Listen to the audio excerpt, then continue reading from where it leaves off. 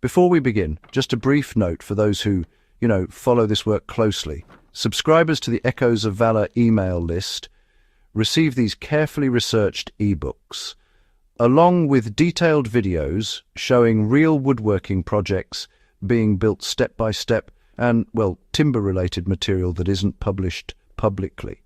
The aim here is always documentation and understanding, not promotion. What follows stands on its own, but the longer record, as it were, lives there. Now to the subject. Nails did not make wooden buildings stronger, they made failure harder to notice. One of the most persistent assumptions in modern construction is that fastening equals strength. The more rigidly wood is fixed, the safer the structure must be. Old carpenters knew otherwise. They understood that wood is not static, and that forcing it into immobility creates stress that accumulates slowly, invisibly, and relentlessly.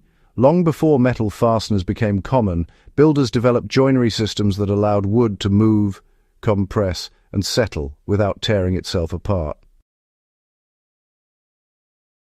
When nails arrived and replaced those systems, buildings went up faster, but many also aged worse. This is not an argument against nails as a material. It is rather an argument for understanding why older joinery existed in the first place. The methods used before nails were not primitive substitutes. They were deliberate responses to how timber behaves over decades, not just days. Early joinery treated wood as a living material long after the tree was cut. Traditional carpenters did not speak in terms of elasticity or creep, but they understood both through experience. Wood, shrinks across the grain as it dries. It swells with humidity too. And, it compresses under load and slowly relaxes when the load changes. A joint that tries to resist all of this movement will, in the end, fail, either by splitting the wood or loosening itself beyond usefulness. Pre-nail joinery, really, accepted movement as unavoidable. The goal, then, was not to stop it, but to guide it. Timbers were joined so that gravity, compression, and friction carried the load, while the joint geometry kept members aligned. In this way, wood held wood, not metal. This approach, created structures that could adapt gradually to seasonal change, settling foundations and uneven loading without catastrophic damage. The core method relied on interlocking mass rather than punctured fibers.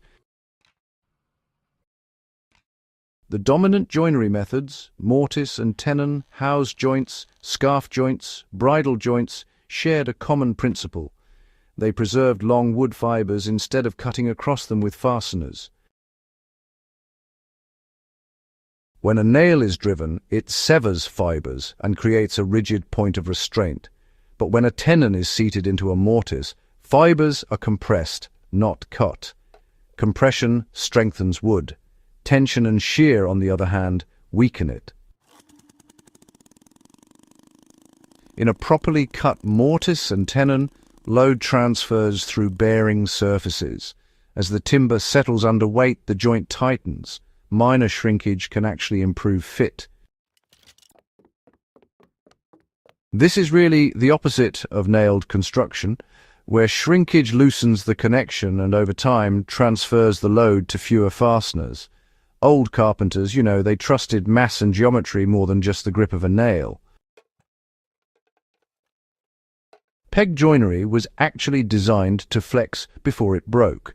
Wooden pegs, which are often misunderstood as crude substitutes for nails, were really central to this system.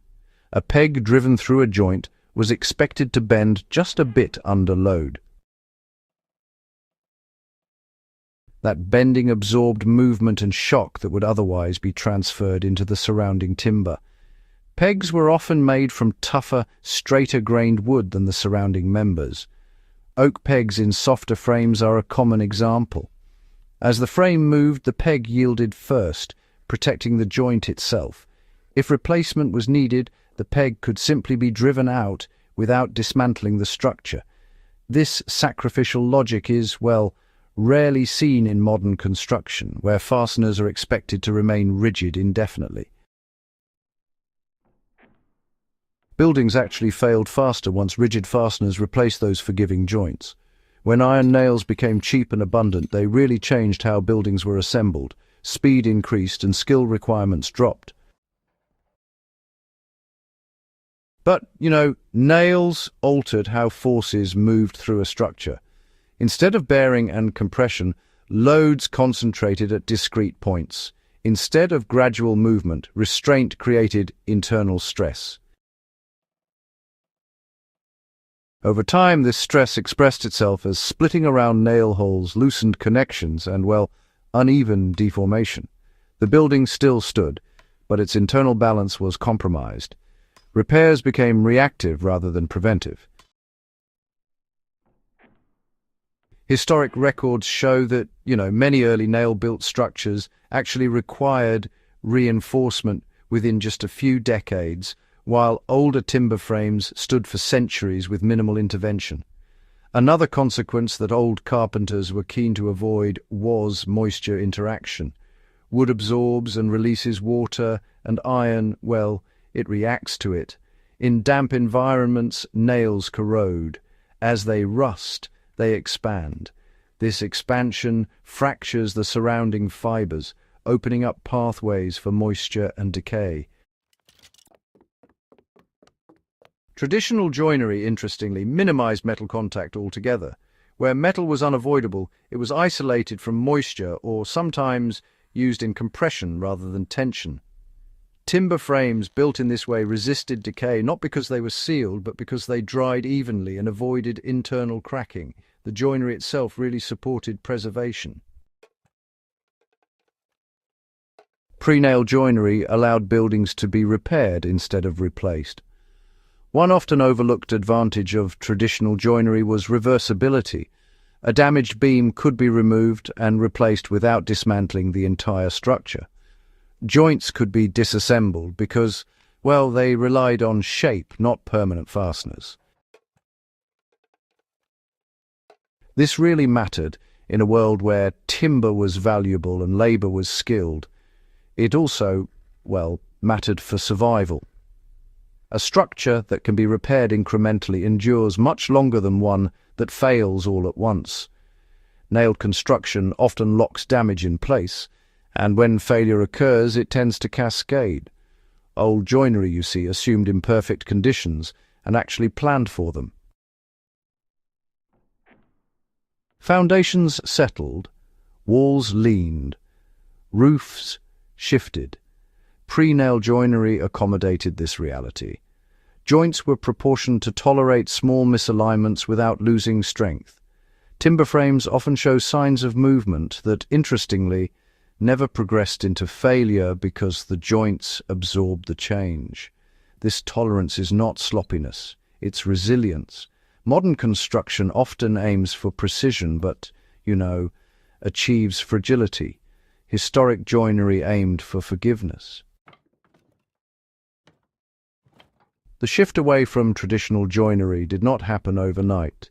It followed economics, urbanization, and the need for speed.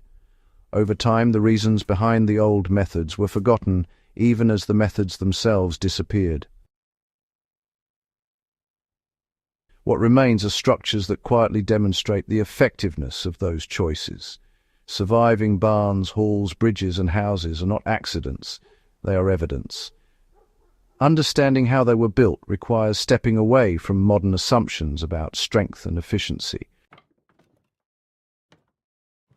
This knowledge still matters wherever wood must last, whether you're building in remote areas, restoring historic structures, or planning for long-term durability with limited resources. The lessons of pre-nail joinery remain relevant. Wood still moves, moisture still works its way in, time still applies pressure. The joinery methods old carpenters used were not about nostalgia or tradition. They were about aligning construction with material reality. That alignment is what allowed wooden buildings to endure. Understanding these methods does not require abandoning modern tools. It requires respecting why the old ones worked, Wood rewards patience and punishes force. The deeper lesson behind pre-nail joinery is not technical, but philosophical. Old carpenters accepted that wood could not be dominated without consequence. They worked with it, not against it. Their joints reveal a mindset shaped by observation, failure, and adaptation over generations. That mindset is worth preserving. If this kind of material, history, and long-term thinking matters to you, consider joining the Echoes of Valor email list. That is where the deeper research, extended builds, and detailed timber studies are shared, carefully, quietly, and with the time they deserve.